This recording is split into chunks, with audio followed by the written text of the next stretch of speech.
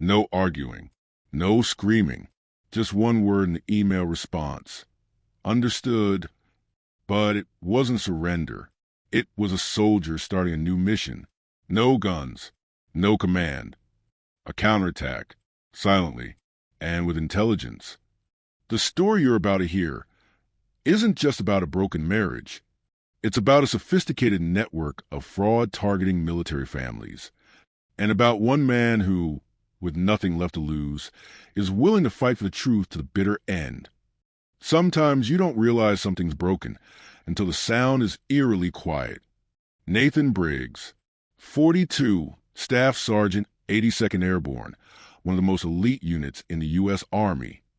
13 years of marriage, 4 deployments, and now he's in Kandahar, more than 7,000 miles from home. Becky was proud of him. She said so, even though sometimes her eyes didn't seem that way. When they were first married, she waited for him every time he came home. But after the 3rd deployment, something changed. She started working late at the dentist's office, bought new gym clothes, but never really seemed to sweat. Went out on weekends with friends Nathan had never met. You noticed it all, but you said nothing, not because you were blind. You were a soldier. Soldiers don't rush to shoot. They watch, prepare, and counterattack at the right time. You put important papers in a rented vault, open a second bank account, transferred part of your salary there. Not because you didn't trust your wife, but because you trusted your instincts. And in war, instincts can be the only thing that keeps you alive. Before she left, Becky hugged you, like a coworker about to quit, not a husband about to go into a war zone. That should have been a warning. But Nathan still hoped he was wrong. I filed for divorce. Our joint accounts are settled. Jeremy will be staying at home with me. I hope you understand and cooperate, Becky. 3 sentences. 17 words. 13 years of marriage ended in a PDF file. No one heard you scream. No one saw you smash things. Because you weren't hurt. You were ready. And from that moment on, you began your counterattack, not to hold on, but to reclaim what was yours. You think a traitor will walk away in silence. But sometimes silence is the sharpest response. Mot nuoi lin kong cho den kai kadak no sumwa tim cho truen. Via moti nuoi chong, doi kai kung fi hok, catch fong Thursday truok kai tran chien bat dao. Nathan met Becky at a friend's barbecue. She was still in nursing school. He had just returned from Iraq. They laughed, danced, promised peaceful days. 8 months later, they were married. Nothing fancy, just a family dinner and 2 plane tickets to Florida. Every time Nathan left, Becky would say, "Be careful, honey." And every time she returned, her eyes grew a little more distant. Love doesn't die in arguments. It dies in distant looks, in words left unsaid. She started to be busier at the clinic. She went to the gym regularly, but didn't lose weight. New friends he'd never met. Her phone password changed. Nathan isn't jealous, but I'm a soldier, and soldiers don't need proof, just a hunch. I don't call it preparing for divorce. I call it protecting assets and memories. And most importantly, he opened a new account at a completely different bank. Every month, a small portion of his salary was transferred, enough so that Becky wouldn't suspect anything, but enough so that if one day he needed it, he wouldn't have to start from zero. The last hug wasn't warm. It was just the coldness of the end that had been hidden for so long. At that moment, Nathan knew, but he still hoped he was wrong. Nathan sat alone with his laptop, typed a few lines of code, logged into the home security camera system. The screen showed the image from the camera. The strange man walked into the yard, holding a cup of Seahawks coffee, opening the door with a code. Inside, Becky was smiling, putting her hand on his shoulder. The dog ran after him, wagging its tail. The living room was the one Nathan had once laid the floor himself. He used your coffee cup. He wore your shirt.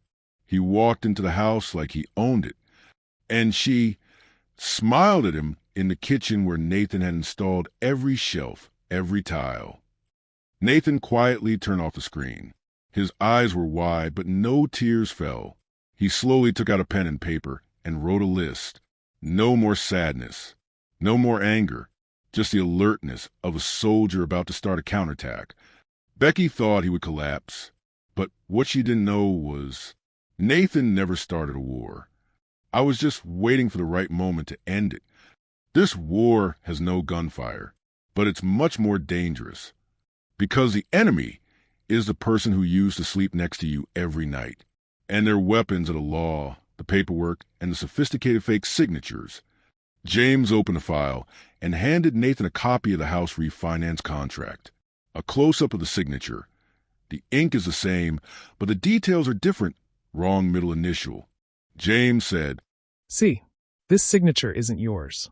It's close, but not quite. Someone impersonated you and took $330,000 from the house you fixed up." Nathan tightened his grip. His hand rested on Jeremy's shoulder. What Becky doesn't know is that Nathan has fought enemies who can disguise themselves, speak strange languages, and hide in the shadows. And now, he's hunting another one, disguised as a lover, hiding in the bank's regulations. James continued to hand over more documents, bank statements, withdrawal records, dozens of small transactions starting from the day Nathan left the U.S., leading up to the final item, $88,500 transferred out. Everything is calculated, step by step, day by day. Jeremy, the new lover, is not just a playboy. He has 2 DUIs, a 2019 fraud conviction, and most importantly, he is not working alone. The document listed the name Daniel Spencer, real estate agent. Nathan was stunned. James nodded in confirmation. This guy worked with Jeremy on 3 other home sales. All were for military personnel deployed away from home. Nathan knew then this wasn't just a wife's betrayal. This was a network. This was an organization. This was a plot to target soldiers like you. Nathan walked into the Spokane FBI office. No bright lights. No guns. Just a white room. 2 FBI agents, Agent Patel and Agent Donovan, waiting. You've reported to your superiors. You've repelled terrorist groups in Kandahar. But you've never gone to war on your own soil like this. The FBI calls this conspiracy to commit wire fraud. But to Nathan, it's organized treason. The FBI set up a tape recorder, recording Nathan's statement. They collected all the evidence. Camera footage, forged documents, bank accounts, loan documents. Patel nodded thoughtfully. Mr. Briggs, your statement confirms a pattern of intentional, organized, and recurring fraud. Jeremy Ryan and Daniel Spencer have been dealing with at least 3 other women whose husbands are serving overseas. Nathan is no longer just a victim. He has become a key witness in a federal investigation. He, who fought in the desert, now continues to fight in the corridors of justice. Files marked federal case. The FBI outlines a map of 3 states, marking similar suspected cases. On the table, photos of Jeremy, Spencer, Becky, from a divorce email in the middle of the battlefield.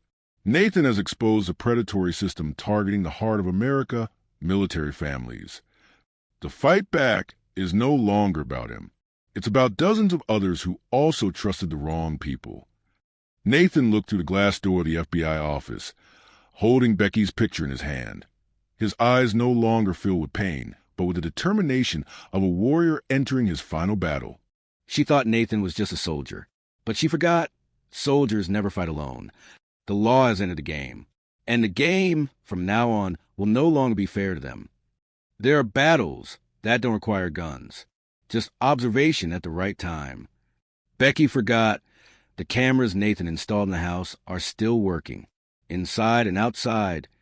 Spencer, in the video, voice clear, listing the house for the weekend. I have a customer who wants to pay $420K in cash. I'm offering $470K for show. Jeremy, what about the ex-husband? Spencer, smirking. What about the military? They're in the line of duty. They're in the line of law. They yell for a while and then take the settlement money. We've done this dozens of times. Nathan stands next to James in the cafe. James holds his phone, recording the entire conversation on the camera. Nathan sends a recording to the FBI. A line appears on the screen. Happening now. No yelling. No arguing. Just an internet connection, and the whole truth goes straight to the FBI. The FBI storms the house the next morning. Neighbors watch. Spencer and Jeremy are handcuffed. They bow their heads, no longer arrogant. Becky runs from a distance, shocked to see FBI cars parked in the front yard.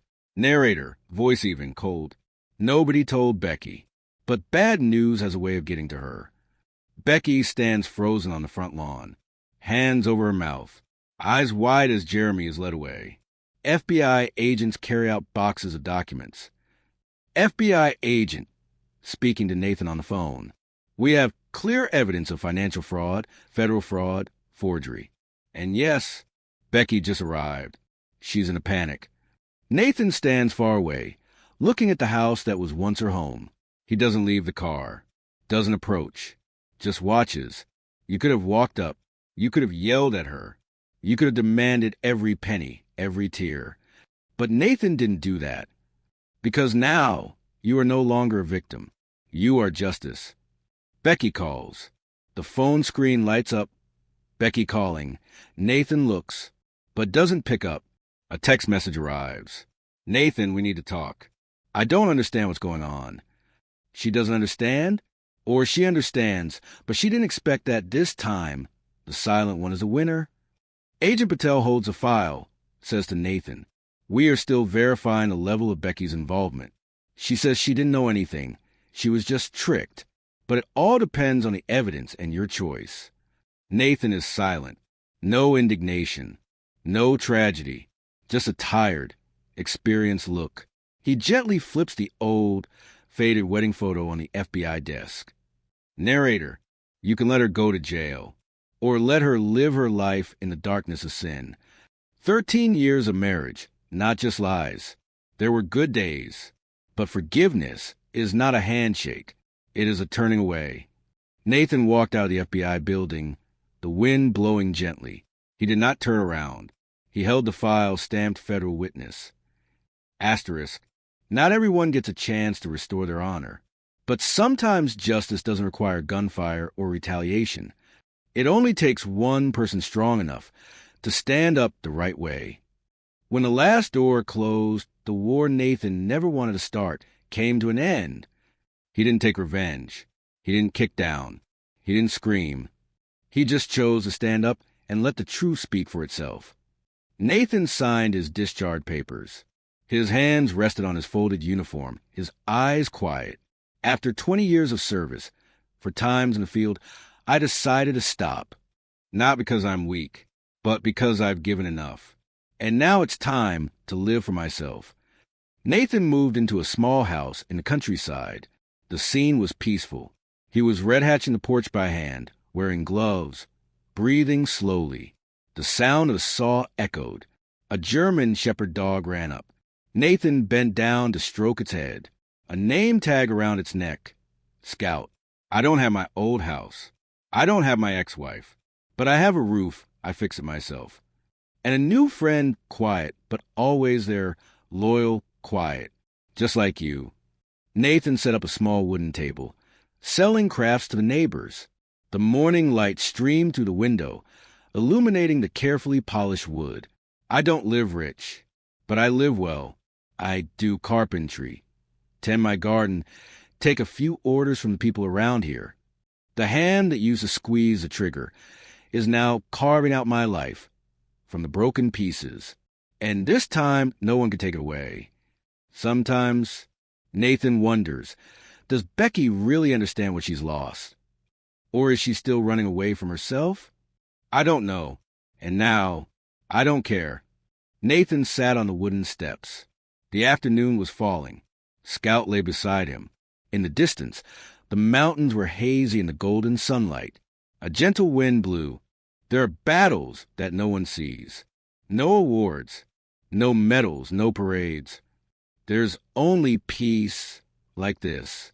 And the truth cannot be buried. Final image. Nathan places a letter on the table. The words.